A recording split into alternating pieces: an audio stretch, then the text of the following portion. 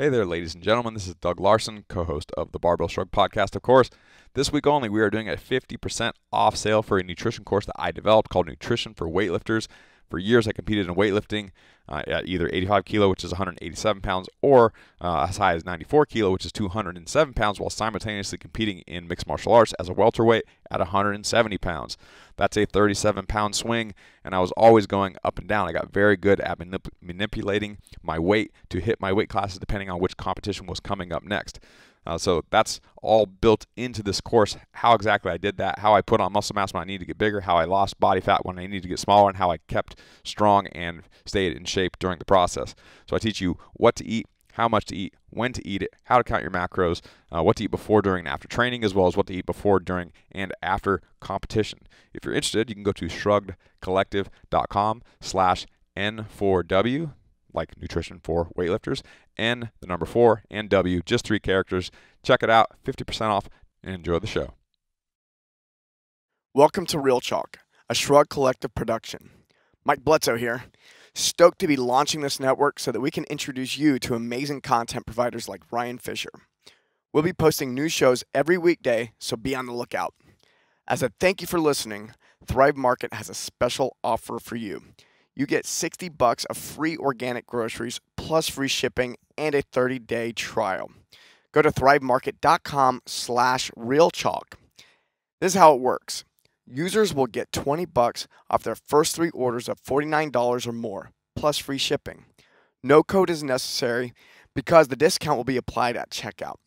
Many of you will be going to the store this week, so just hit up Thrive Market today. Go to thrivemarket.com/realchalk to get set up. Enjoy the show. Alrighty, kids, it's that time of the week again. I am Yaya, and this is a brand new episode of the Real Chalk podcast on the Shrugged Collective. This is one of the first episodes that we recorded on our trip to Austin at Paleo FX. And day one, we made our way over to the Onnit headquarters and the Onnit gym, which in overall was already a really, really great experience. And we had the pleasure to sit down with Leija. You guys might know him as the Primal Swoldier on Instagram. He's now the senior kettlebell coach over there at Onnit. If you guys want to see some really cool shit that you can do with just a kettlebell, go ahead and head over to his Instagram. He posts videos every day and super creative with what you can do. So we had a lot of fun with him during the show.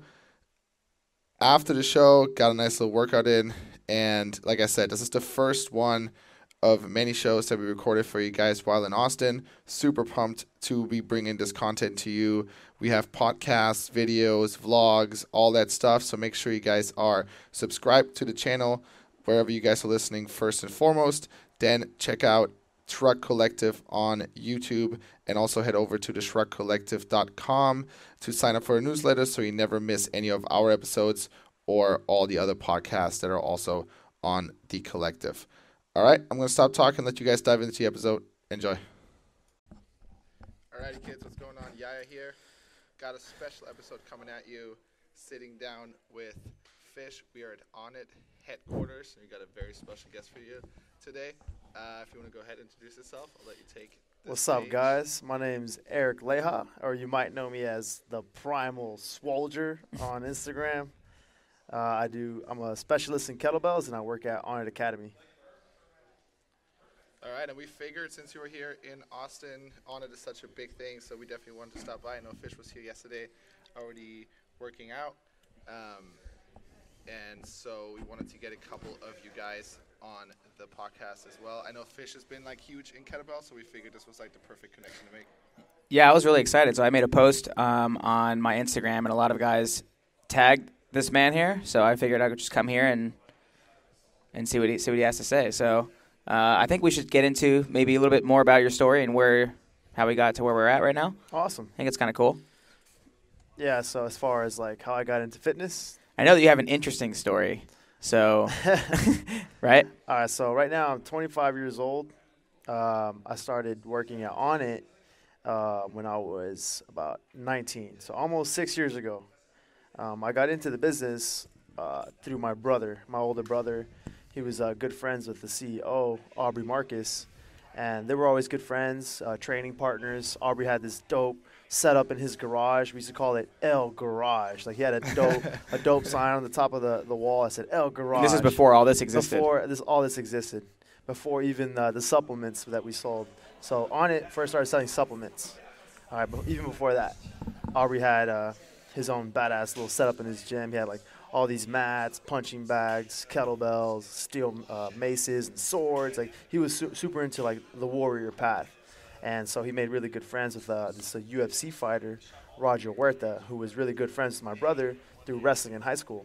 So they would work out together all the time, and I got into fitness when I was like 13, 15 into like martial arts, and so they invited me to come train with them and wrestle and spar, and so I got to meet Aubrey, and he beat me up a little bit too in some sparring sessions. He never lets me live it down too. There was one time where he punched me and busted my nose, made me bleed. And how old is he at this time? He was probably like 25. And 20. you were how old? I was 15? like 15, 16. Yeah, but it was funny. Yeah. But yeah, that's how I met Aubrey and got into the like martial arts stuff, and then so. That was the start for you for martial arts as well? I had already been training in jiu-jitsu and kickboxing for a couple years. I started when I was like 12, and I met Aubrey and the UFC fighter Roger through my brother when I was like 15, and then so I got introduced to those guys. And then fast forward 3 years, I graduated from high school. I ended up going to Texas, UT Austin, and I just didn't fit in, man. It was really hard for me to make friends. I just wasn't digging school. Growing up, I wasn't a big drinker or partier, so it was hard for me to connect with other people and make friends. So I kind of like went off the deep end, not the deep end, but like start trying new things like psychedelics.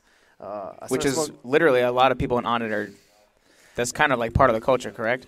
Yeah, it's just being open-minded, yeah. You know, and like to different methodologies of like experimenting with different medicines to treat different like just different problems that people have, you know, not being afraid to try something different to see if it helps. Just kind of take like an out of the box approach to things. Exactly. Yeah. Is everyone that works at Onnit kind of like that?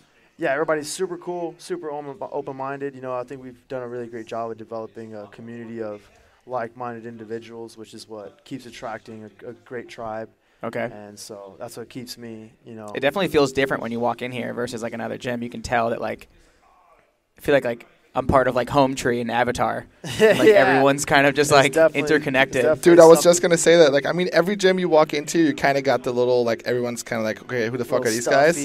But no, when you walk in, like everyone kind of looks at you. I remember starting coaching at Chalk, and I've only worked out at Chalk maybe like 3 or 4 times before that, and then got to starting coaching there, and everyone was like, what the fuck? Who the fuck is this guy? Like, what the fuck are you doing here? Like, this is our place. Everyone's just so like protective of their gym. And people didn't even like him for like, like I hired him to coach, and people were like, I don't like him for like a month. They were just like, dude, I just don't like this guy. And I'm just like, dude, just give it time. Just like let it go. Yeah. And then eventually, like it grew. And I definitely got that vibe walking in here too, which I think honestly is a good thing. You know what I mean? Like you want people to be so proud of what they've built and what they have that they don't want outsiders coming in and like messing with it. Yeah. I feel like we're pretty open to a lot of people. Maybe, you know, initial. Oh, no, it's not like a standoff vibe. It's just like there's a vibe. Oh, yeah. You know what I mean? Like there's a specific vibe. Yeah, for sure. So, yeah, I had a hard time making friends in college, so I ended up actually dropping out and reconnecting with Roger, the UFC fighter. He had a big fight coming up, and he's like, hey, man, like, you know, I was trying to pursue MMA at the time. I had always been, you know, training, and I was like, you know what, I want to try to do an MMA fight. He's like, well, you know what, how about, you know, you leave school and come to Minnesota with me and come train. So I ended up leaving Texas, drove up to Minnesota, and trained up there for a couple months and kind of got the full, you know, MMA experience, you know, training 3 times a day, wrestling practice, kickboxing, conditioning, you know, day in and day out. And then, you know, after that, after Roger fought, I came back to Texas and kind of realized, man, you know, I dropped out of school, and I still haven't done anything with this. You know, I'm kind of, what am I doing? So I started, like, I'd already been like smoking a lot of weed. Like when I was up there in Minnesota, I was smoking weed every day. And not much else to do up there, man. Drugs, man. I hardly ever got drunk as a kid. So, smoking weed, getting into that was kind of a big deal for me. And I kind of just for me, when I do something, I'm all in. Like, I go head first. So I was smoking weed every day, all day, every day. And then somehow, I got into listening to the Joe Rogan podcast. And he had these, dope guests on there talking about Psychedelics. DMT. DMT, the most powerful psychedelic in the world. And I'm like, that sounds crazy. And at the same time, one of my close buddies who's super into jiu-jitsu and the same shit that I'm into, he said, hey, man, you should try DMT. I can get some. And I'm like, what? All right, let's try it. I tried it. Man, it blew my mind away. So what is that experience like?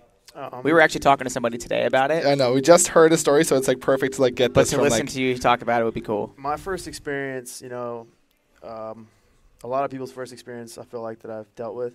It's like. Can we talk about what DMT is first of all for people that don't know? Apparently, it's all living things produce DMT. I watched a documentary on it to try to learn as much as I could, but apparently every living creature, plant has DMT in it. And they theorize that when people have near-death experiences, or that when we die, our pineal gland, which is where a lot of the DMT is stored or is produced, something like that, it gets shot out into your bloodstream and you have a powerful experience, a psychedelic experience. Okay. So, when people have a near-death experience, they think that that's what happens. They come close to death, that stuff gets shot into their bloodstream and they see God or whatever. And so when you smoke DMT, that pretty much happens instantly? Yeah. And how long does it last for?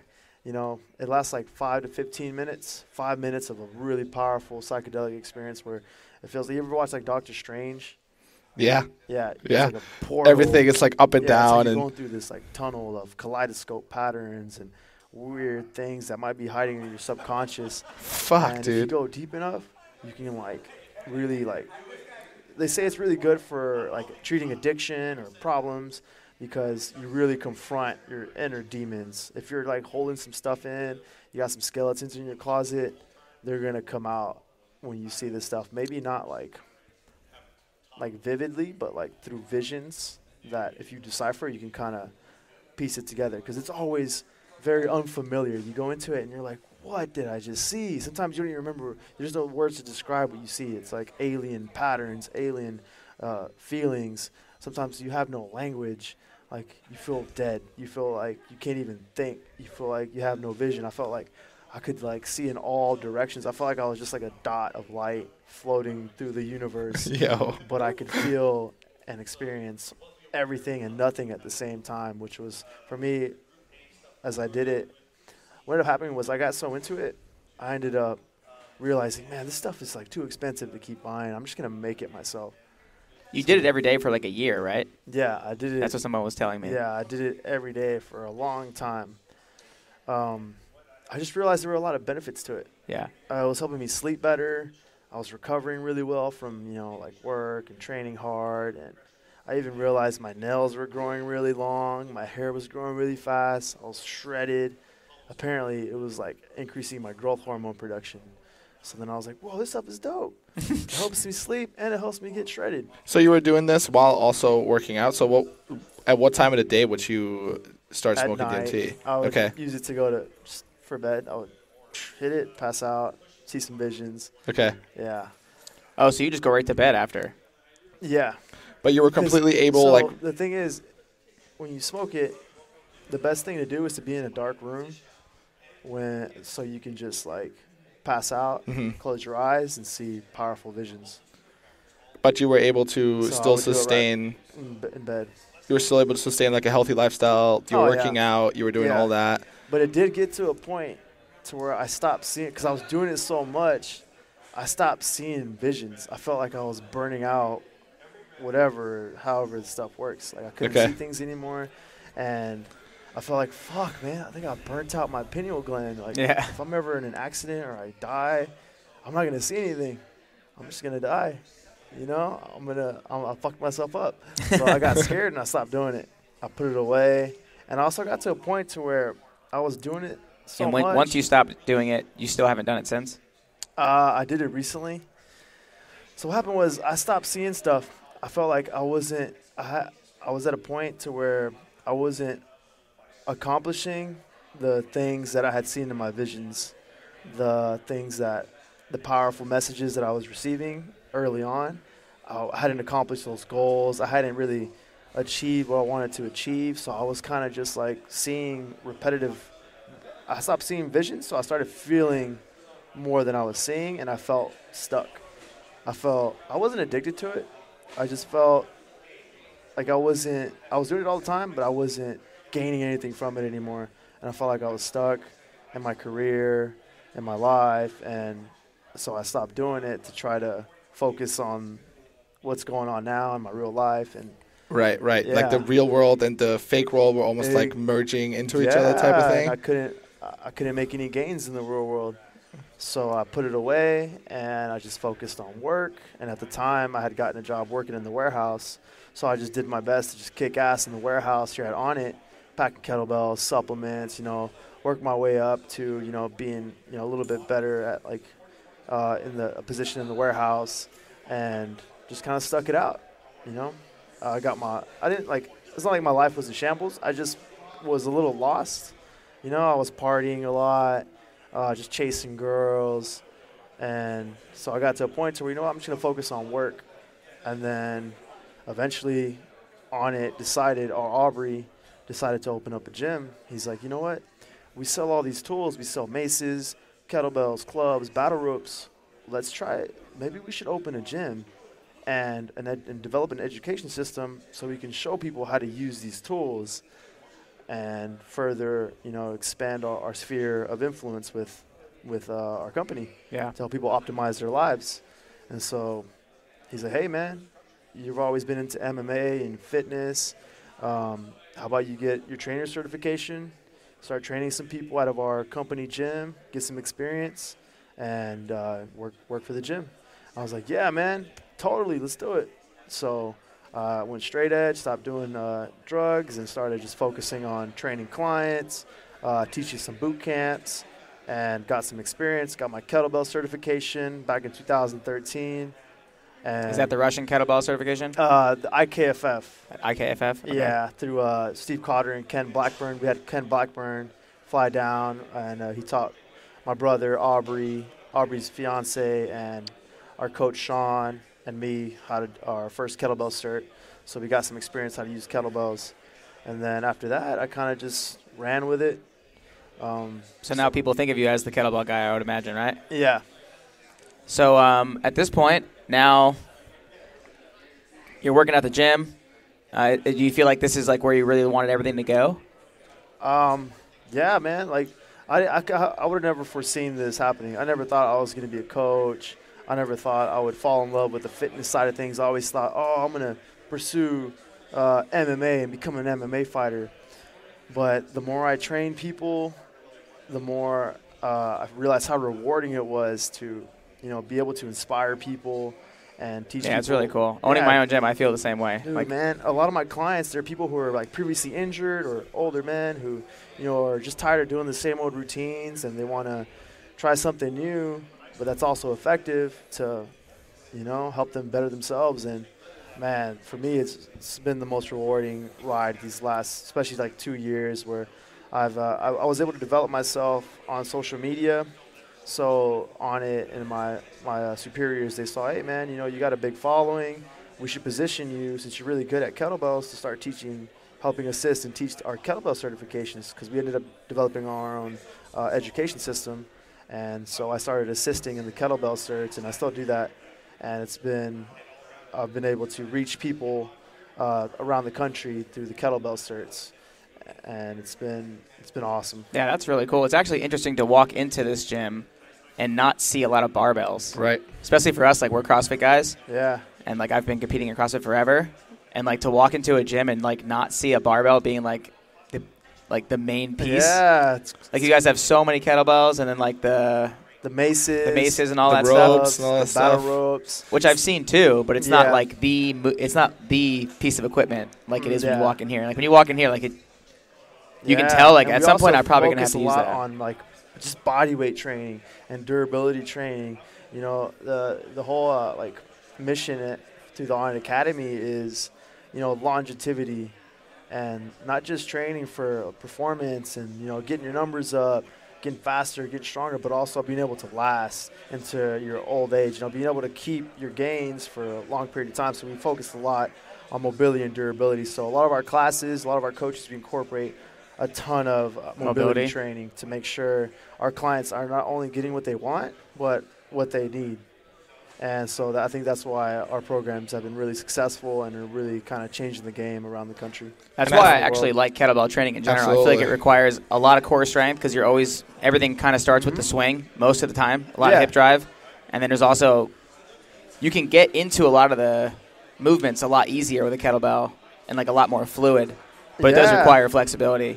Yeah, I think it's also a lot harder to fuck yourself up with kettlebell training, you know, because it takes skill to like progress and go heavier. Whereas with the barbell, I feel like you can just keep throwing weight on and your form keeps getting worse, but you just kind of figure it out type of thing. So I think for me too, I think over the years, the longevity factor has grown so much more important compared to other things. Where when you're younger, and I mean, I'm still pretty young compared to Fitch, for example, but 26, I played semi-pro football for a while, so like I had times of like really intense training, and I can feel my body like hurting now. You know what I mean? Like my back is hurting, my knees are hurting, my hips are like bothering me every now and then.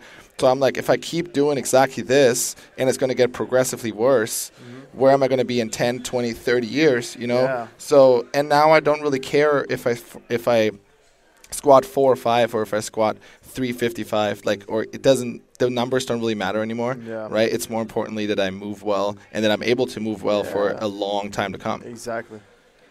Yeah, what we like to say around here is with our mobility training and our more like movement-based exercises, it's like you're putting money in the bank. You know, they might not affect you right away, but the more you shave away at those problem areas and you put that money in the bank, you're going to need it later when you put yourself in a bad position, or you'll be more ready for those chaotic situations you might run into when you're not like in an unfamiliar position, or if you're doing like a jiu-jitsu match, or you're on the field and you turn the wrong way. If you put that money in the bank with your mobility training, or, you know, exploring different ranges of motion, you're preparing your body to absorb that impact a lot easier. All right, so I know you guys have a lot of like bigger athletes, professional athletes come in here as well and train with you guys. So do you feel like they're able to sustain the same level of like strength and conditioning than they would be in a traditional gym? Oh yeah, for sure. We're definitely hire some of the top elite trainers. Like we have a whole sports performance side to our Onnit Academy. I work for the general public side where I teach, you know, your average person, you know, how to use kettlebells, how to get in shape. But we have a whole side dedicated just to training athletes. Okay. We have our strength and conditioning coach, CJ McFarland. We have our football specific coach, Jeremy Hills, who used to be a running back for the Texas Longhorns. And we have a whole team of stretch therapists, Tim and Kim, TK Stretching.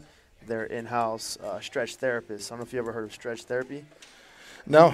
So it's like manual stretch therapy. They lay our athletes down on a massage table, and they manually stretch them. So what's going on over there right now? Basically, yeah. That's Tim over there stretching the client out. Gotcha. Okay. Yeah. So how does a membership here work? So you guys have like classes going on and stuff like that too, right? And then you got that, and you got the cafe. We have our basic membership for, you know, access to the gym and classes and small group trainings. Okay. And then we have our jiu-jitsu membership. So those are all separate. But there's different deals where you can combine, you know, the whole package, being able to do the martial arts side of stuff, and adding packages of sessions for stretching. You know, it's all a la carte type deals. Okay, cool. Yeah.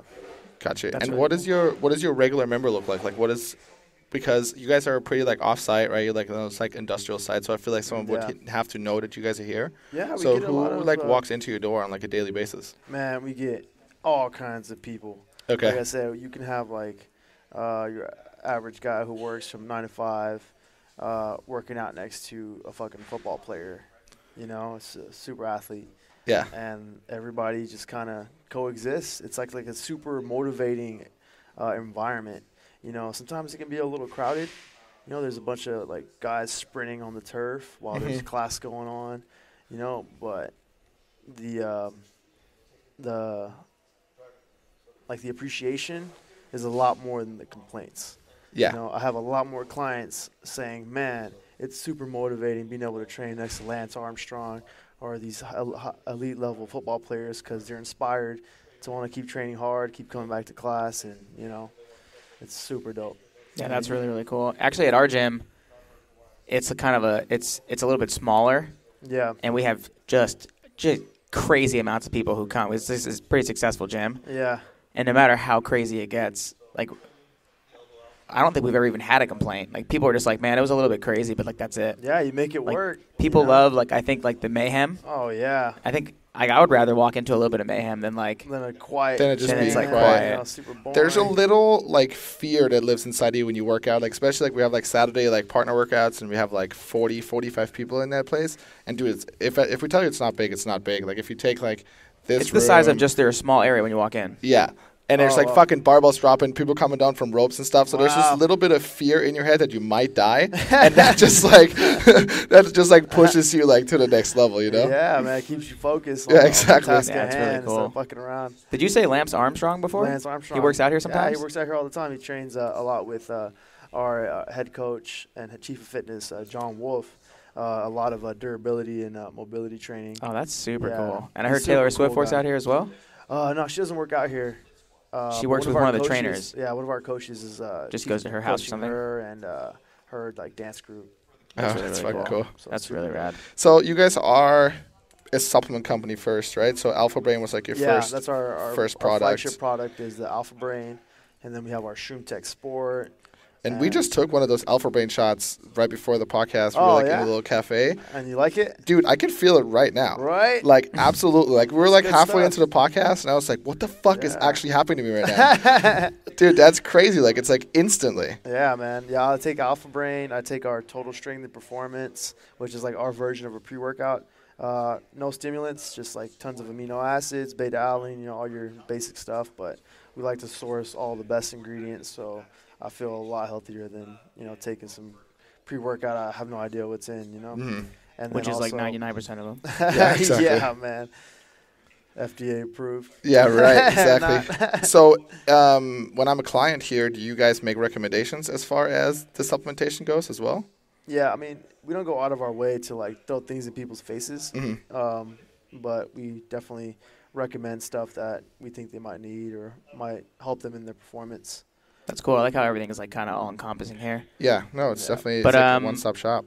Let's get a little bit more into like your kettlebell stuff. So like so now you're teaching kettlebell Certifications Certifications. for Onnit Academy. So what does one of those look like? Is it like a couple days long? Is it one it's day? a couple days long, anywhere from 8 to 10 hours a day. And how many movements are they learning? Oh, man, over 100 movements. Over 100 movements with a kettlebell. We teach them all the basics, you know, the swing, the snatch, the clean. Mm-hmm. But then we also help them build a foundation of going through all the movement patterns from the hinge movement pattern, squat, push, pull, anti-rotational work.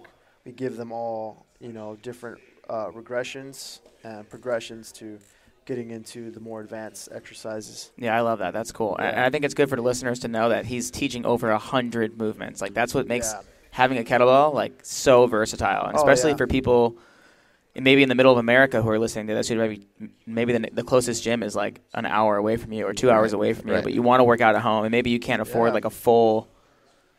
Well, what everybody thinks they should have is like a bench. with a barbell and then like maybe a couple dumbbells type of thing. You can get by with a kettlebell, and I think a lot of people just really don't understand. Kettlebell. There's so much you can do. All it is a weight with a handle on it. Yeah. You know, you just got to get creative. And so we teach people the fundamentals of, you know, body awareness and maintaining a proper structure. We teach them all the basic movements so that you can eventually build your own flows, your combinations. Okay. And, you know, experiment with your own stuff. And I love kettlebells as well, and a lot of people listening to the show know that I do, and you guys know about my 50 kettlebell swings a day challenge. If you guys follow me on Instagram or follow the thousands of gyms out there that follow it every day as part of their warm-up. That sounds dope. I think I'm going to start doing that. It's actually really, really good. Yeah. So I just did it here the other day with the 100 and... The 105, 104? The 105, 48 kilo?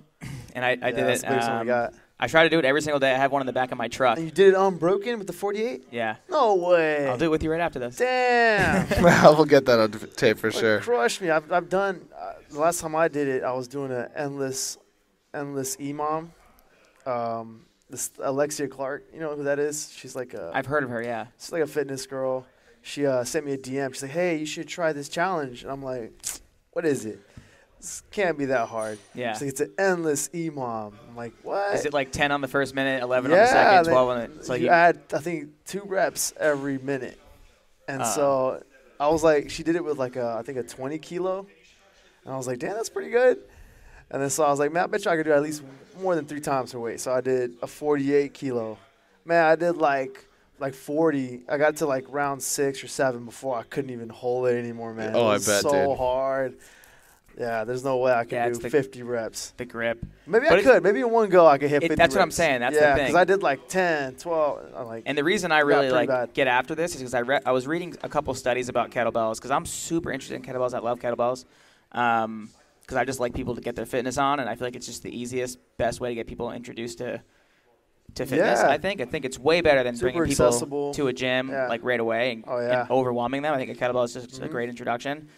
But anyway, there's a lot of science out there right now, and they're talking about how just the motion of a swing, like done at high intensity, is actually burning the same amount of calories and giving your body the same exact scenario as running a 6-minute mile. Really? Yeah. Wow.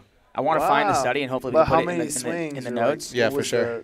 So like it's like once you start making like a strenuous, like once you start getting into a strenuous situation, and you really start getting a good sweat going and you're constantly moving, it's the same as like running a mile at like full effort. And the kettlebell snatch is the same and like all that stuff. Yeah. So anything like a big full range of motion type of movement. Yeah. I'm a big runner. Yeah. I love running. I like that's my go-to exercise is running for 30 minutes to an hour and a half. I like putting my jams on, drink some caffeine, and just get lost in my own little I used to love running, but now I have a bad knee, so it's like. So now I stick to my 50 kettlebell swings a day challenges. That's the thing, you know. Sometimes I don't have time to, go knock out a hour-long, 2-hour commitment to run, you know. So I have, some time in between clients. I got like 30 minutes to 45 minutes. I'll knock out a kettlebell flow. Yeah. And, man, it'll burn maybe just as much or more calories, and it's fun. Oh, and you're burning calories after. So once you have an elevated heart rate, it takes a while to come down. Oh, yeah. I'm still that's the reason I'll go shower, I'm still sweating after. For sure. So and it's fun. It's like you're doing a little dance, man. You combine all kinds of movements. It can be. Yeah, I've seen some of your videos for sure. Oh man, I'm Latin. I'm Mexican. I love dance. You got in your blood then, yeah. Oh yeah, man. So I'm just out there having fun, mixing up these different movements. Yeah, man, it's hella fun. Why do you think that the kettlebell itself hasn't really caught on yet in conventional gyms? I mean, Ryan and I talk about this all the time. Even if you look up random kettlebell movements on the internet, it's some fucking weird Russian guy doing it in his backyard, right? And it's like there's not really like that much traction behind it yet. They are getting into Globo gyms a little bit more now. Yeah. Like you can go to 24-hour fitness and they're there. They have them, but do people really use them? Yeah, they're not super mainstream they're doing Russian swings and American swings, and then that's it. But they need people like us on Instagram doing shit like this, so people are like, oh, maybe this is kind of cool if this guy's doing it. Yeah. They just don't think they can get the best results from this lightweight. You know, they don't have the understanding yet that you can, create full body like awareness and tension with just a lighter weight. And there's techniques that you can use that help you gain strength and mobility at the same time.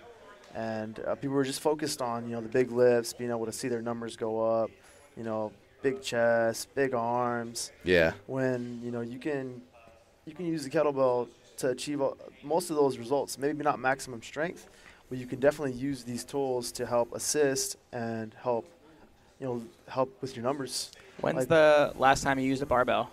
I use a barbell every now and then. Okay. I'll do a heavy deadlift like maybe once a month. I'll squat with a barbell maybe twice a month, once every couple of weeks. I don't omit anything from my training. I like to use anything that works. If I'm on the go, I'll knock out 30 heavy reps of squats, some kettlebell swings, some pull-ups. A quick little 30-minute circuit helps me get my heart pumping, helps me, break down that tissue a little bit in my legs, and it's just I'm definitely not kettlebell only. Yeah. I definitely mostly kettlebells, You know, just because they're super they're super accessible. I'm the same way. I do a little bit of both. Yeah. But I don't lift heavy squats and deadlifts like all the time. It's like no it's a way. lot more rare than it used to be. I used to do that all the time. Yep. And it started breaking you down. You started seeing how much it hurts your spine, your knees, your hips, your fucking. Well, especially a lot of people don't realize too is like you need that unilateral work where you're doing single arm, single leg. 100%. So when you're using the barbell, you could build some serious like discrepancies in your body. That's why I have the issues that I have. Like every chiropractor, every doctor I've ever seen, like my back problems come from the fact that my left side is stronger with everything. That's weird because I'm right-handed and I'm right-footed, but if I'm doing single leg lunges, even if I'm doing like single arm shoulder press or something like that, dude, my left arm still going, my right arm is not. So that's why like my whole left side, I'm kind of like hunched over almost to the left. And so the left side muscles are working so much harder, and that's why that whole side is just fucked up. And with the barbell, you know, you can overcompensate. Like if I'm squatting and my left side is doing 65% of the work and then my right side is only doing 35%, you won't even notice it. Yeah, and over time it'll create some serious problems. That's like what I like about the kettlebell, I think, the most. Yeah, man. And it's kind of like what you said with the form. Yeah. Like you can't snach a kettlebell with a shitty form, like a heavy one. Exactly. You can't pick up a 70-pound kettlebell and be like, I'm just going to snatch this. You don't know what you're doing because it won't go up. Yeah, and with the barbell, with the barbell, if you snatch, it's my fucking favorite thing when people do this, when they snatch and they then duck their head under it. Yeah. You ever see what I'm talking about? Like, they only get it to eye level and they have to, like, tilt their head to the side to get it under the barbell. 30 seconds straight. Oh, my God, dude. That's so fucking, all the time in a CrossFit. so You're terrible. probably not used to seeing that. No, I'm not. We got some guys in here who do a lot of explosive movements and some barbell stuff, but I shy away from that stuff, man. I'm not a big overhead anything, honestly. I do some kettlebell, presses, snatches, but barbell overhead just fucks with my shoulders. Oh, okay. Yeah, I have super tight lats. I love doing a lot of pull-ups, a lot of rows, so. I love the ski erg. Is like, do you guys have a couple ski ergs? Oh, hell yeah. That's like my favorite. So good. I love the ski erg. So I think a little bit before the show, you were talking about you've created your own kettlebell program. Yeah. Okay. Yeah, so I just launched my website, ericleija.com. I have full-on over 150 instructional videos on all my go-to kettlebell techniques, body weight warm-ups, cool-downs, and some workouts, some flows and combinations that you see me doing on Instagram. I put that all into a big course. It's like over 3 hours of video. So if you want to check that out, you can go to ericleija.com, and if you could learn with me online, and if you rather learn in person, come check out one of the kettlebell certifications. Very similar, the content that I teach at the certs to what's in my course. In the course, I just go into depth on my personal style of how I like to combine the stuff together. So this is something that they buy, and it takes a couple hours to go through all the videos? It's literally it takes a long time. There's so much content on it. Okay. I go through the warm-ups, the breathing, the importance of breathing and joint mobility, and then I get into the basics of all the movements, all the basic techniques. I show you the beginner, intermediate, advanced exercises for hinging patterns, swing variations, snatches, everything. And then I get into my favorite exercises that aren't specific to movement patterns, and then some core work, tons of decompression exercise I like to use to cool down. Okay. And make sure I'm recovering strong from my kettlebell workouts. It's interesting how many people ask us all the time about warm-ups and cool-downs. Yeah. Because, I'm one of those people who's like, I really have a hard time giving you a warm-up or a cool-down when I don't know that much about you, and you probably need something a lot more specific than I do. Yeah. But, for kettlebell stuff, I could see how, because you're going to be using, multi-joint and kind of a lot of the same things. Yeah, I give them a pretty general, full-body, cool downs. There's some of them are really targeted, it's hips, knees, ankles. I just think it's cool that you do that because a lot of people, honestly, from all the feedback that we're getting, a lot of positive feedback.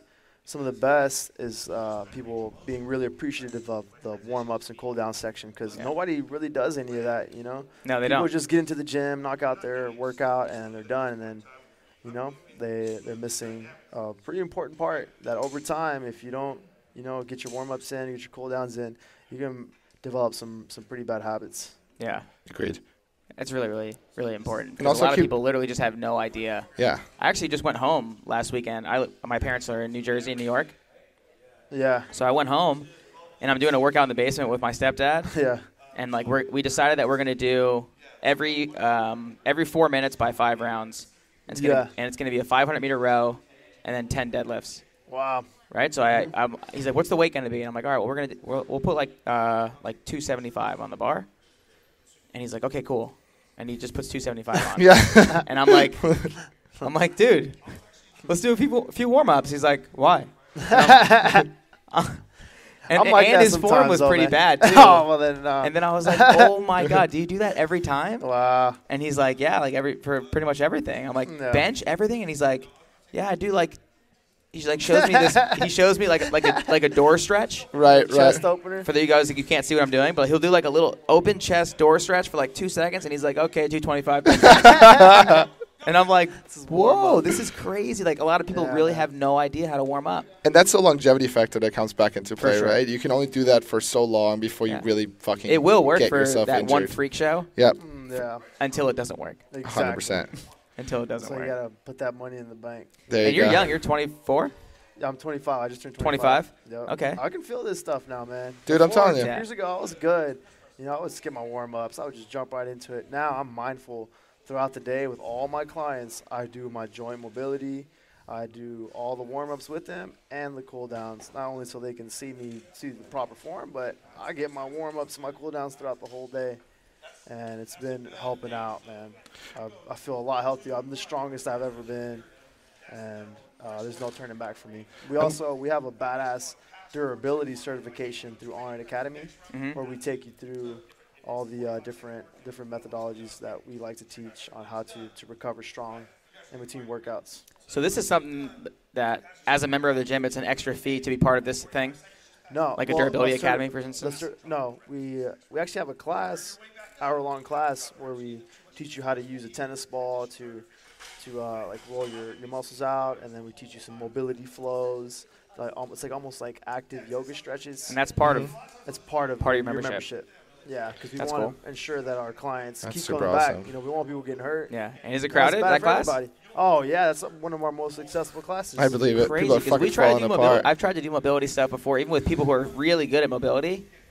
And by us, nobody cares. They just want to get like their death session in and go home. Yeah. It's crazy to me. It blows me away. But I love that you guys sell out on that. I think we just do a great job of, showing people, especially when they see the athletes, because we make sure all our athletes really focus on this type of training. We make sure on Wednesdays, a lot of the football players, they do their combine training here.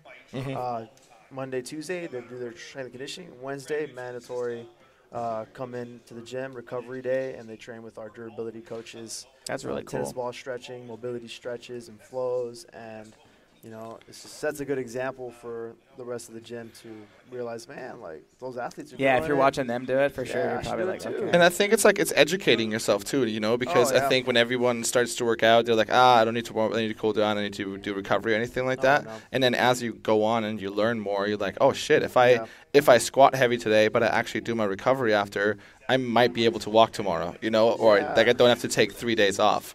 Exactly. I'm also super glad that you mentioned the whole mindfulness factor, because I think that's a really big role in warming up, especially where a lot of people, they just kind of rush through their warm up, right? They I just got to get this done and then go. Where I feel like, and I'm getting more and more into this now, the more connected I feel to my warm up, and I'm able to like connect to my breathing, and I'm feeling like the little muscles move, and and there's you're warming up your nervous system on top of just warming up your muscles. Yeah.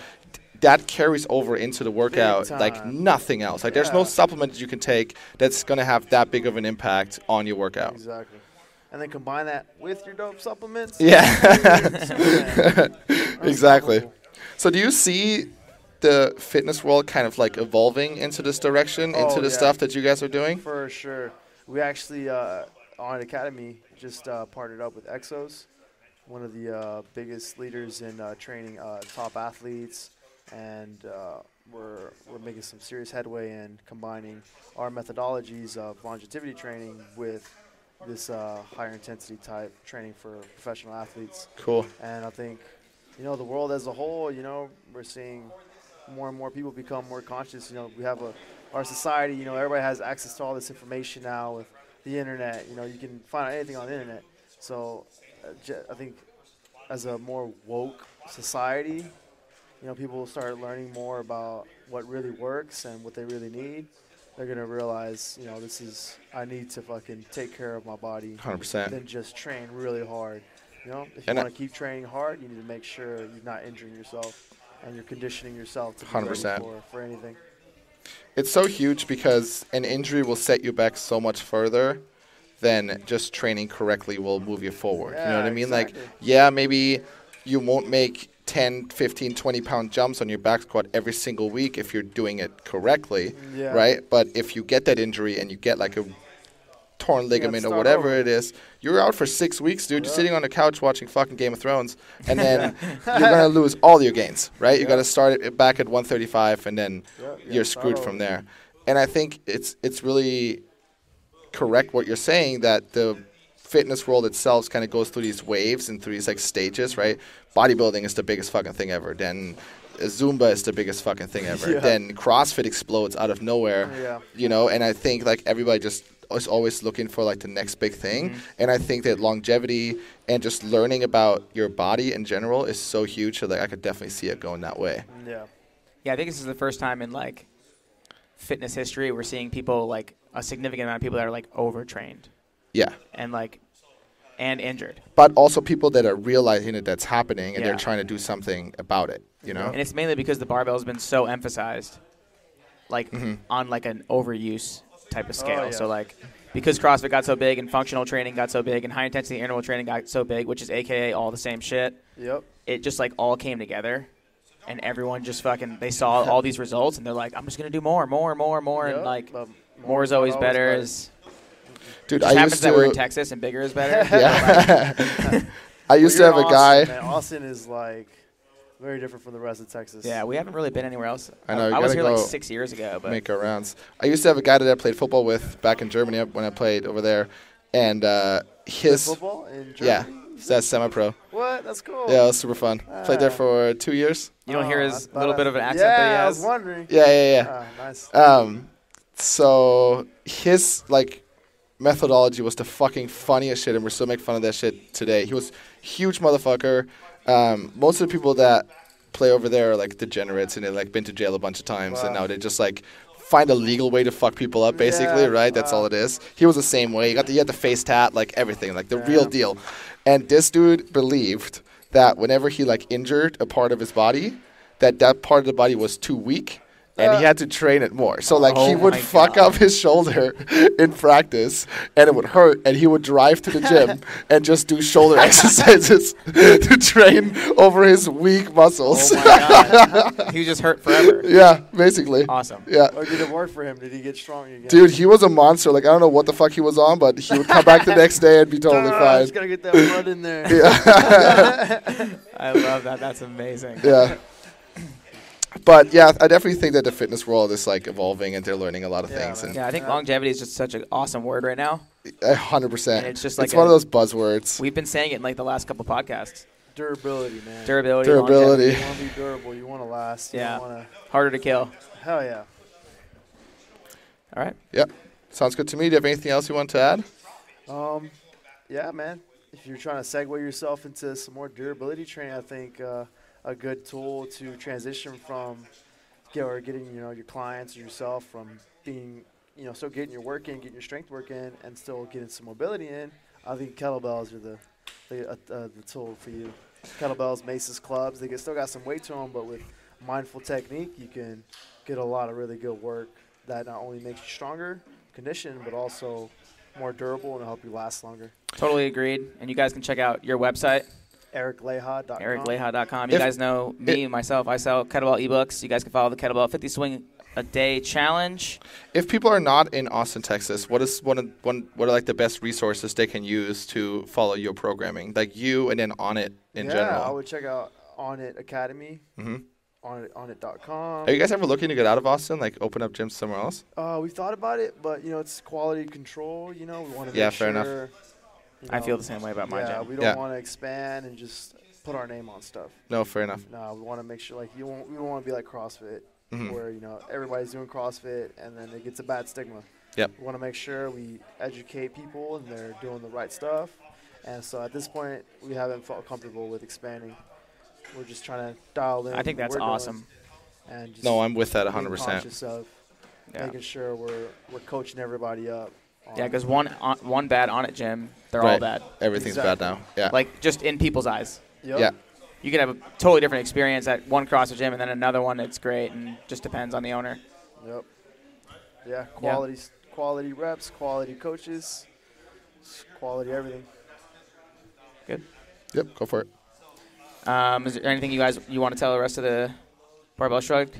Well, as you guys know, just all the graphic design stuff, the production for the podcast, videos, all that stuff is going to come from me. So if you guys are interested in getting any graphic design done, you guys can hit me up at yaya@crossfitchalk.com. Whether you guys are small, big, whatever you guys need, we'll figure something out. And then what do you got going on, Fish? You guys know me as the Chalk CEO. You guys want to follow the online app that I have for you guys, CrossFitChalk.com. You can follow our online programming. I also have affiliate programming for all the gyms out there. I'd help you guys increase your business. You guys can follow me on CrossFit Chalk Instagram, and Ryan Fish. You guys know me. Come on. And your kettlebell ebooks, since we were talking about kettlebells I do kettlebell all ebooks day. as well, and I'm a big kettlebell fan. So this has been a great podcast for me, and I really, really liked it a lot. It was my first time over here at Onnit Gym in Texas. It's been a great opportunity to meet everybody and just kind of feel the space and feel the vibe. And we're going to be off to Paleo FX for the rest of the weekend over here. Yep. Dude, thanks again for being on. Oh, thanks for having me, man. It's always a pleasure. Meet Appreciate people, learn new things. Thanks, man. All right, and now we'll wrap it up with the Primal Swoldier. If you guys are super hyped up on kettlebells now, or maybe dropping acid, go ahead and head over to the Primal Swoldier's Instagram account. Like I said, he posts a bunch of cool stuff every single day. Give him a follow, and make sure you guys are subscribed to our channel, the Shrugged Collective. Make sure you guys are on newsletter so you never miss what's happening.